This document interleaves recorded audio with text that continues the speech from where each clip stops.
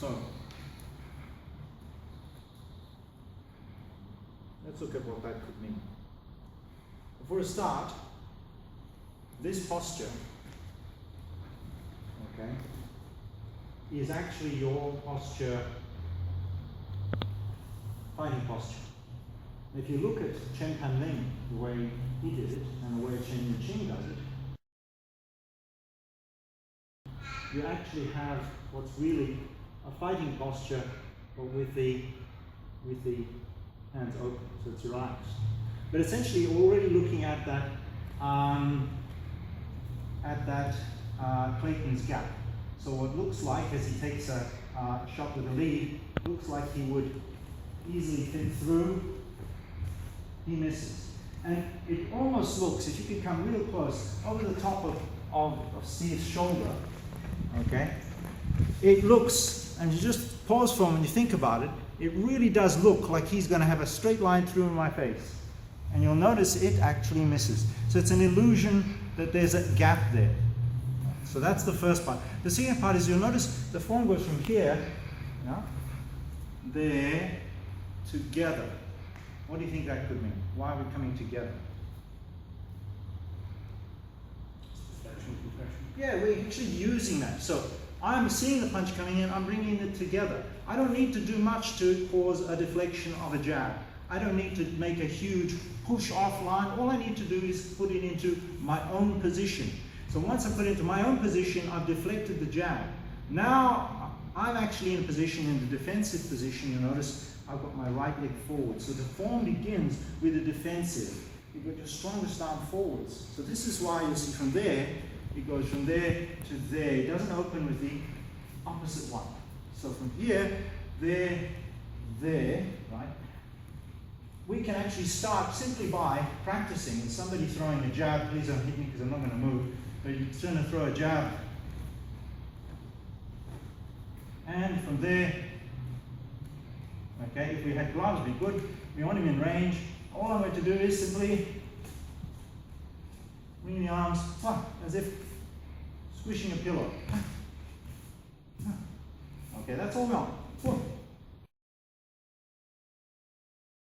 From there, he's always going to be throwing a second punch. So it's going to be a, yeah?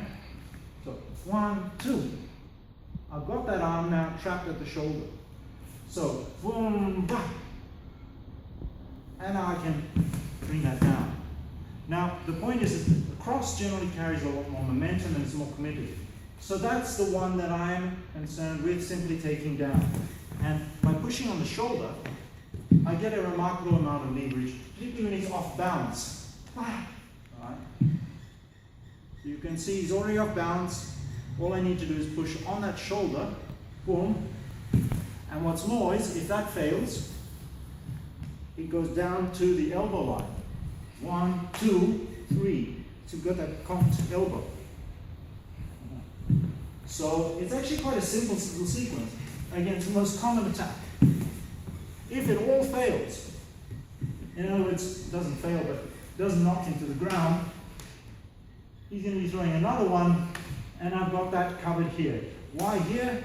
Because I may not need this, I can hit, but in any event there, yeah? And from there I turn it over, because he's throwing another one, and now I can catch him again on the shoulder. Okay, have a look. Full sequence? Full sequence. 1, 2, failed, 3, 4, punch.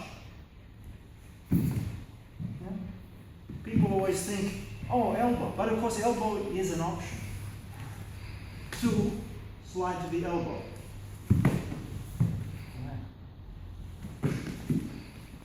Boom, all of that fails. So you can see, 1, 2, 3, 4. He's going to be throwing a further punch. I'm just going to jam. So, again, 1, 2, 3, 4, 5. Jam. Good. Again.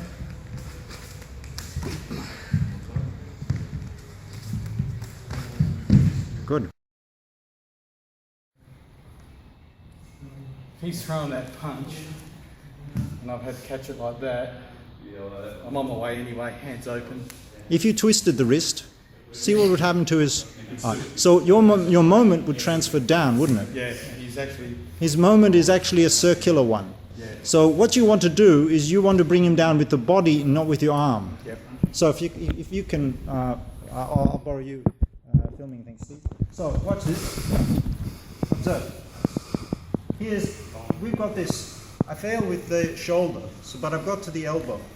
Common mistake. People think, okay, I'm going to take him down with the elbow, and then they think maybe if I twist and I push down, you can see it's not cooperating, so it's not working. I can muscle it, and it's still not really getting much traction.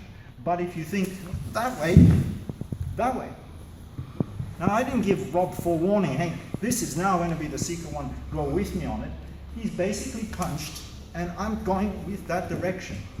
The reason I'm bringing down is because I then bend the body, and you'll notice, and that's why it goes boom, onto the back leg. So 1, 2, now I have that effectiveness with the, yeah.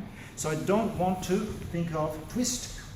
It's there precisely because I'm going boom, boom.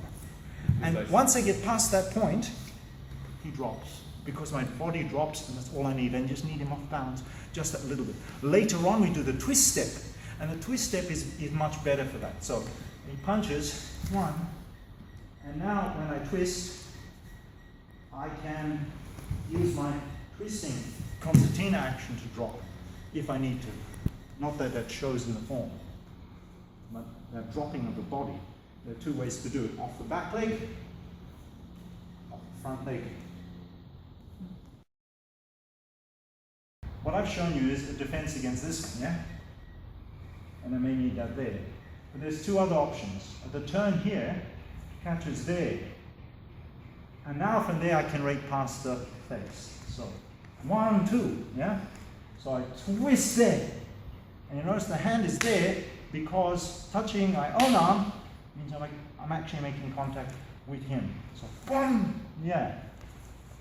And you'll notice that continues that way in the form. See the hand? And now from there, I can simply come back, slam, to do the same technique. But we can also go on the outside. Punches. Yeah? And now from there, bang. And I'm going to take his head, in this case. So one more time. 1, 2, 3, 4. Once again. 1, 2, 3. They're endless variations. Just go through that one, Jeff. Watch this. 1, 2, 3, and of course you've got the push. And if you wanted to be less kind, you wanted to be kinder, you would just use your arm to, rather than push him in the face, just propel him away. One more time, a little bit of gusto, go. There you are.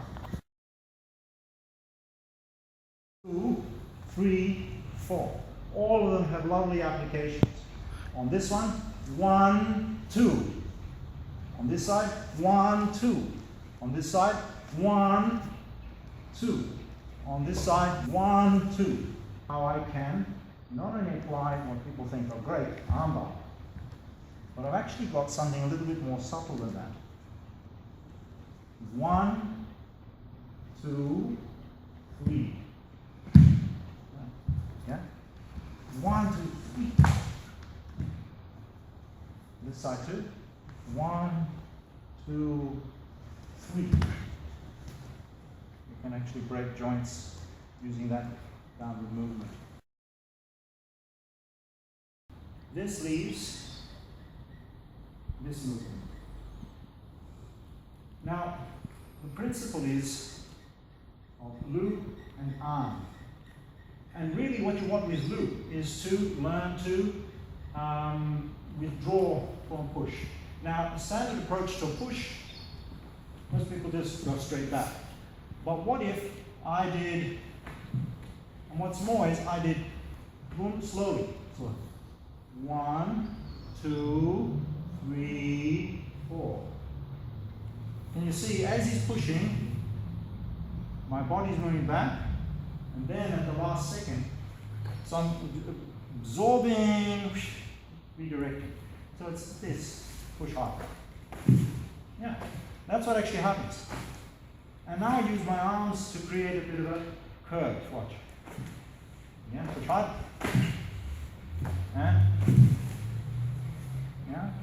So it's actually quite a subtle move. And this is the most common sort of human male sort of thing, is a bit of push and shove. Yeah, yeah. And of course, as he does it, yeah, that's all it is. Very potent. Yeah. Yeah, and watch again.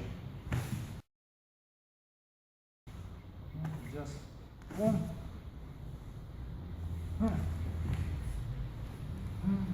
Watch my leg work. So now there's this spring. Push hard.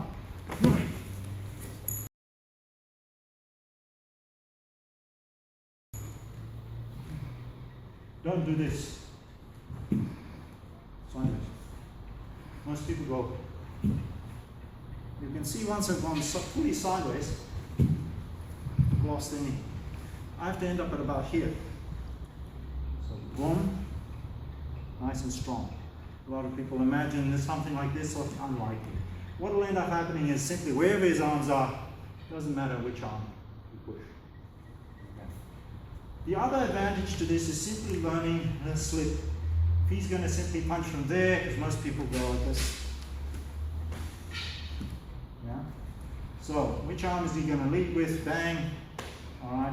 There, as he punches, seems kind of odd, but that's all I need. He punches hard, and as you can see, yeah, boom.